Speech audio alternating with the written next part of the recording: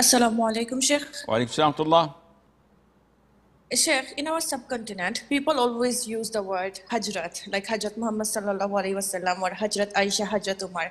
Is this correct saying, Sheikh? Jazakallahu khairan. Wa jazakum. I don't speak your language, but as an Arab, most likely it is driven from the word hadrat, hadrat. And this is a respectful, say, pronoun or whatever you bring to describe someone by saying Hadrat the prince, Hadrat al-Wazir, the minister, Hadrat al-Ustad. And this is used often in, I think, Turkish as well, Hazrat so-and-so. This is not from Islam. It has nothing to do with Islam. Is it bad? No, it's a word of respect.